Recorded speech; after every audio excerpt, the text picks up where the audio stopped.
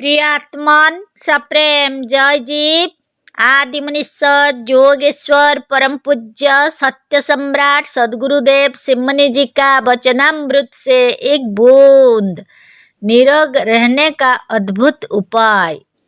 आश्चर्य यह है कि जो निर्विकार है, निरामय है और निरोग है, उसे ही यह शंका लगी हुई है कि हम रोगी हैं।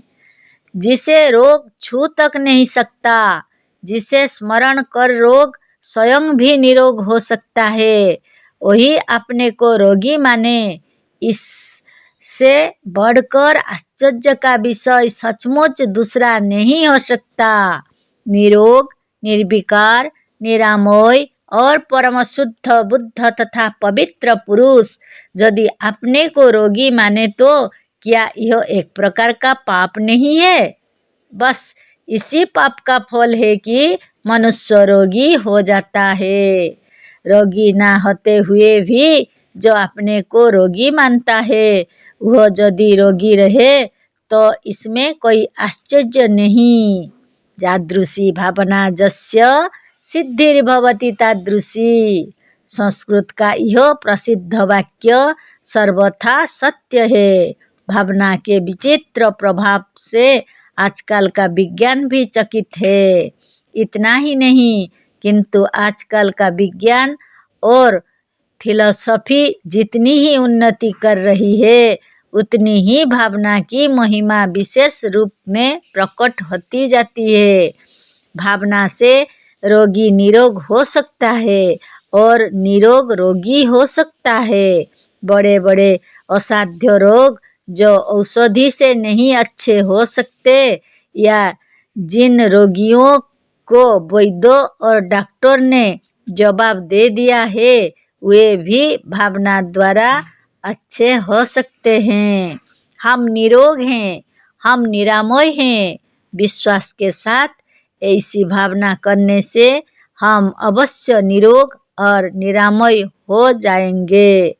भावना में ऐसी ही शक्ति है, पर आश्चर्य यह है कि हम वास्तव में रोगी नहीं है। हम सचमुच निरोग और निर्विकार है। फिर हम अपने को रोगी क्यों माने? विश्वास करो कि हम निरोग हैं, निर्विकार हैं, शुद्ध तथा पवित्र हैं। बस सारा रोग निकल जाएगा। आश्चर्य यह है कि शेर अपने को गिद्धड़ मान रहा है, देवता अपने से ही अपने को राक्षस मानता है, और शुद्ध तथा पवित्र आत्मा अपने को अपवित्र मान रही है। जो स्वामी है अपने को गुलाम मान रहा है। जो स्वभाव से ही बलवान और निरोग है, वो अपने को निर्बल और रोगी मानता है। तुम कहोगे कि आत्मा को हम भी निरोग मानते हैं, पर शरीर निरोग कैसे हो सकता है? ठीक है, पर शरीर है क्या चीज? शरीर तुम्हारे मन के अधीन है। शरीर बिल्कुल एक मनमय पदार्थ है। शरीर का बनाने वाला ही मन है। हमारी इच्छा शक्ति, विल पावर, जब चाहे तब उसे उठा सकती है और जब चाहे तब बैठा सकती है। हाथ छड़ी को उठाता है, बोझ को उठाता है, पर हाथ के भीतर कोई हाथ नहीं है जो हाथ को उठाता है। इतने बड़े हाथ को, पैर को और इस शरीर को कौन उठाता है? उत्तर मिलता है इच्छा शक्ति। शरीर भर में इच्छा शक्ति का राज्य है। शरीर का स्वामी और कोई नहीं, केवल हमारा मन है। यही मन जब शरीर से योग या मेस्मरिज्म द्वारा कुछ अलग कर दिया जाता है, तो शरीर पर छुरी चलाने से भी दुख नहीं होता। योग की बात जाने दो। सो जाने पर क्या होता है? सोने से पहले सिर में पीड़ा थी, पर सोने पर कुछ नहीं मालूम होता। बस सारे शरीर पर मन का राज्य है। शरीर भी रोगी तभी होता है जब तुम मानते हो कि हम रोगी हैं। शरीर मन के अधीन है। मन से भावना करो कि तुम निरोग और शुद्ध हो। बस तुम निरोग और शुद्ध हो जाओगे। चक्रवर्ती राजा का घर व उसका खास कमरा खंडहर व गिरा हुआ नहीं रह सकता। पवित्र विचार वाला अपवित्र जगह में नहीं ठहर सकता। आत्मा को पवित्र मानते हो तो उसके रहने की जगह शरीर कैसे अपवित्र हो सकता है। इतना ही नहीं, तुम ब्रह्मज्ञानी हो, तुम इस आत्मा को ईश्वर मानते हो, फिर क्या ईश्वर का शरीर रोगी, अशुद्ध और अपवित्र हो सकता है? कभी नहीं।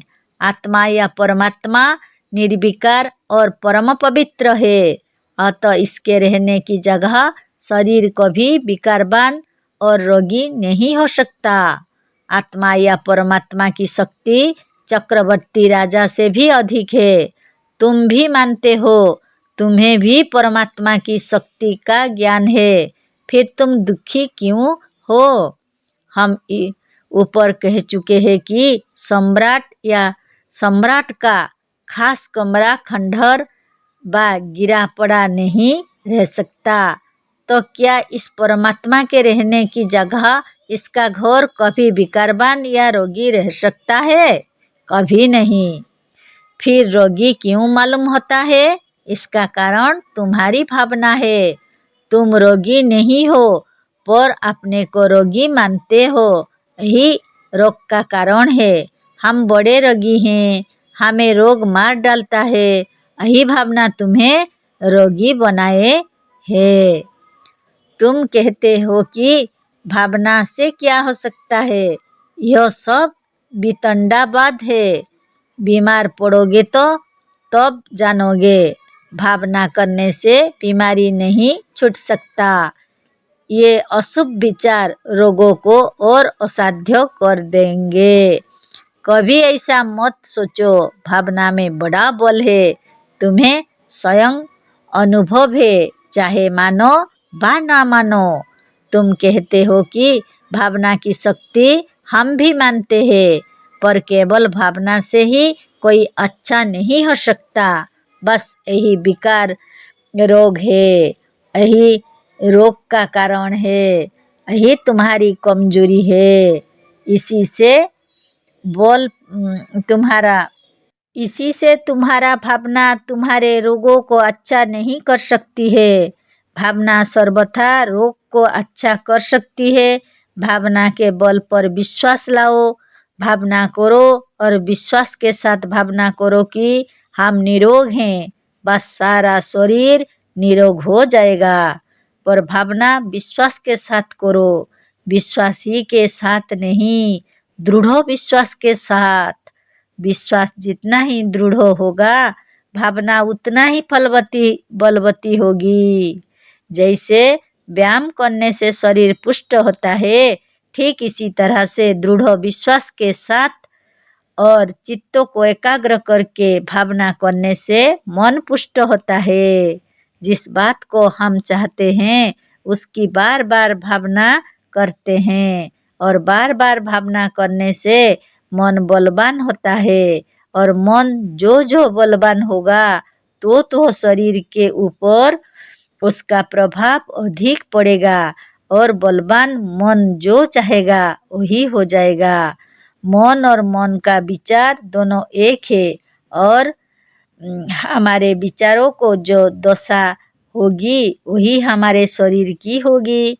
बुरे विचार हमें एक क्षण में ही बीमार डाल सकते हैं, और यदि बुरे विरुद्ध अशुद्ध और असत्य विचार बीमार डाल सकते हैं, तो क्या उत्तम उच्च और सत्य विचार हमें निरोग नहीं कर सकते?